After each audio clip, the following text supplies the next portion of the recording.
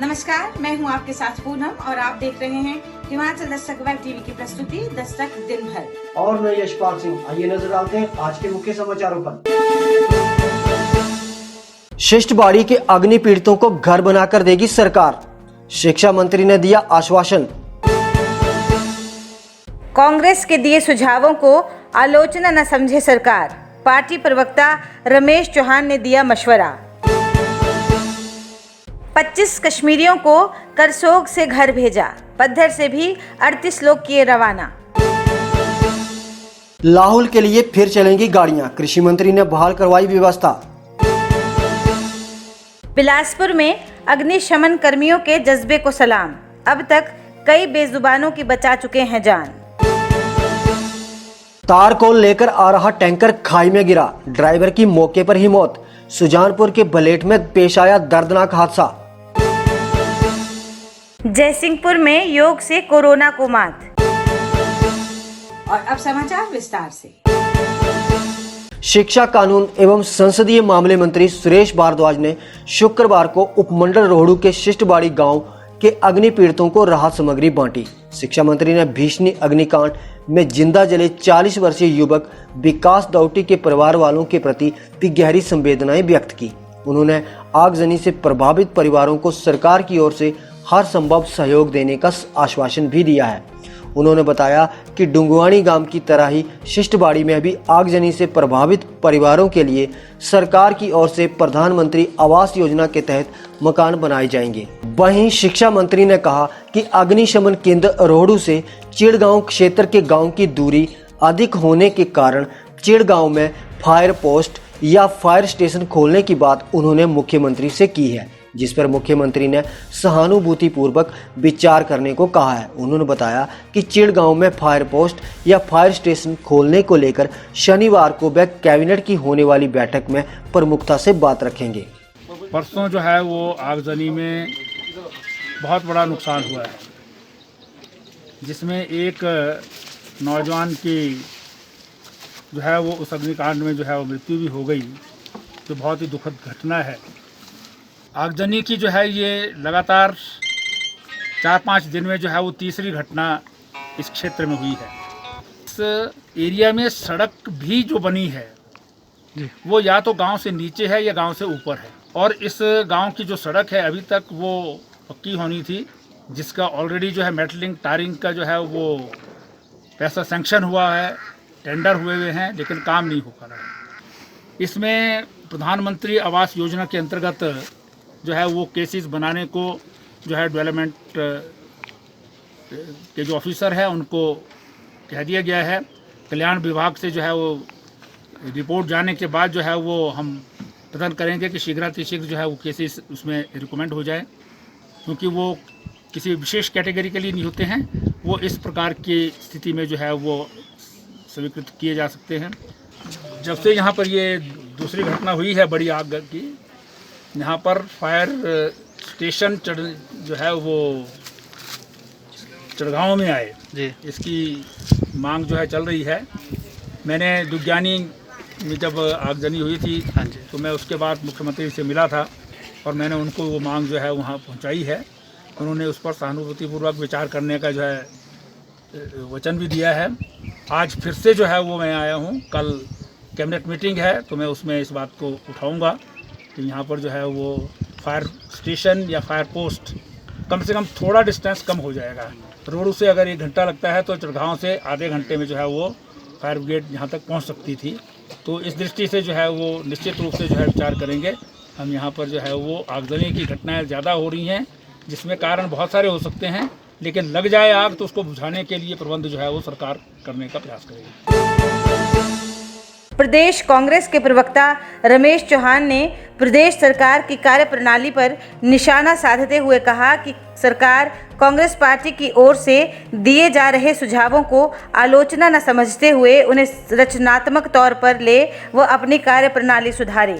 रमेश चौहान शुक्रवार को परवाणु में पत्रकारों को संबोधित कर रहे थे। उन्होंने कहा कि विपक्ष के सुझाव मानने से सरकार की छवि बनती है। उन्होंने कहा कि मुख्यमंत्री शालीन, मधुर व सभ्य स्वभाव के लिए जाने जाते हैं, परंतु हाल ही में वे अपना आपा खोते जा रहे हैं, क्योंकि या तो उन पर पार्टी का अंदरूनी दबाव है या फिर पार्टी के लोग उन्हें सही जानकारी नहीं दे रहे हैं। केंद्र सरकार पर बरसते हुए उन्होंने कहा कि आरबीआई ने भगौड़ों का तो 68,000 करोड़ का ऋण माफ़ कर दिया, लेकिन कर्मचारियों का महंगाई भत्ता रोक दिया। अच्छा होता अगर भगौड़ों का ऋण माफ़ करने के बजाय सरकार ने किसानों का ऋण माफ़ किया होता। प्रदेश में किसानों की समस्याओं का जिक्र करते हुए उन्होंने कहा कि हिमाचल में गेहूं कटाई के लिए मजदूर नहीं मिल रहे हैं। ऑफ सीजन खरीदारी ने फसलों को खरीदने से इनकार कर दिया है। सेब की पेटियों के लिए अभी तक सरकार की कोई नीति नहीं आई है। उन्होंने कहा कि परवाणु के व्यापारियों ने इस दौर में सरकार का बहुत सहयोग किया है व राशन की कोई कमी नहीं आने दी है। यदि अब उन्हें दरकिनार करके बाहर के प्रदेशों से राशन लाने की पॉलिसी पर सरकार विचार कर रही है, तो ये न केवल परवाणु के व्यापारियों से अन्याय होगा, बल्कि इस कदम से प्रदेश में कोरोना आने का खतरा भी बना रहेगा। लॉकडाउन के चलते उपमंडल करसोग में शुक्रवार को 25 मजदूरों को अपने घर वापस जम्मू भेज दिया गया। बताते चलें कि ये मजदूर लॉकडाउन के चलते काफ़ी समय से यहीं फंस गए थे। हालांकि इन लोगों को प्रशासन व ठेकेदार द्वारा समय समय पर राशन मुहैया करवाया गया था, लेकिन इसके चलते भी इन मजदूरों को आज वापस घर भेज दिया गया है।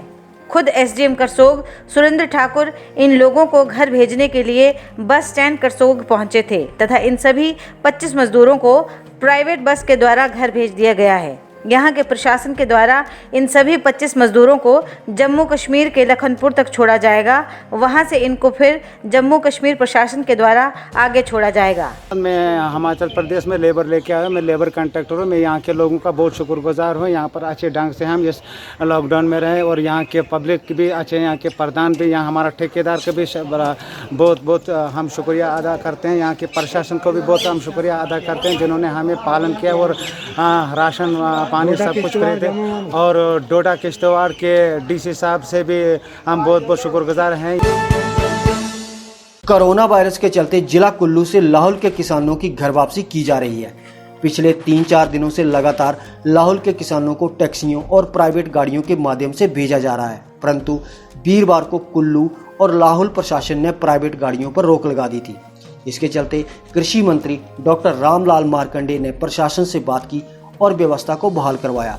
अब फिर से 30 प्राइवेट गाड़ियों और 30 टेम्पो ट्रैवलर के माध्यम से लोगों को लाहौल भेजा जाएगा। गौरतलब है कि लाहौल की पंचायतों ने जिला प्रशासन को चिट्ठी लिखकर पहले ही अवगत करवा दिया था कि लाहौल में कोई भी बाहरी व्यक्ति नहीं आएगा, परंतु वीरवार को प्रशासन द्वारा चिकन बेचने वाले व्यक्ति को पास देकर केलांग पहुंचा दिया गया, जिसका लाहौल के महिला मंडलों, पंचायत प्रतिनिधियों ने पुरजोर विरोध किया। जिला प्रशासन को लोगों की मांग के आगे झुकना पड़ा और चिकन बेचने वाले व्यक्ति को वापस भेजने का फैसला लेना पड़ा।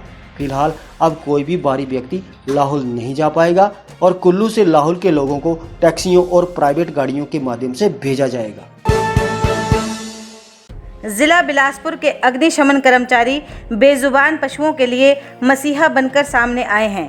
ये कर्मचारी अब तक गोविंद सागर झील के किनारे दलदल में फंसी 9 गऊओं की जान बचा चुके हैं। आपको बता दें कि आजकल जहां गोविंद सागर झील का जल स्तर कम हो रहा है, लिहाजा कई बेजुबान इस ओर आगे चले जाते हैं और दलदल में फंस जाते हैं। अग्निशमन केंद्र बिलासपुर के प्रभारी सुभाष चंद्र मिश्रा की अगुवाई में फिर शुरू होता है रेस्क्यू ऑपरेशन और कुछ घंटों की मशक्कत के बाद कर्मचारी बेजुबान जानवर को बाहर निकालकर राहत प्रदान करते हैं। स्थानीय लोग अग्निशमन कर्मचारियों के इस जज्बे को सलाम करते हैं और बेजुबान को बाहर निकालने के लिए, उनकी जान बचाने के लिए सरकार के द्वारा इन्हें सम्मानित करने की मांग भी उठा रहे हैं। बिलासपुर शहर की पालतू व बेसहारा गाय गोविंद सागर झील के किनारे पानी पीने व घास खाने के लिए अक्सर जाती है। पानी पीने व घास खाने के लालच में जाते समय यह गायें झील के किनारे बनी दलदल में फंस जाती है। अग्निशमन कर्मचारियों की रेस्क्यू टीम ने आज तक 9 गायों का रेस्क्यू करके दलदल से बाहर निकाल कर पालतू गाय को गाय के मालिक के सुपुर्द किया। बेसहारा गाय को सुरक्षित स्थान पर छोड़ दिया गया। कोरोना बीमारी की वजह से वहाँ हमारे को कम लोग मिलते हैं, इसलिए अंदर रहें, सुरक्षित रहें।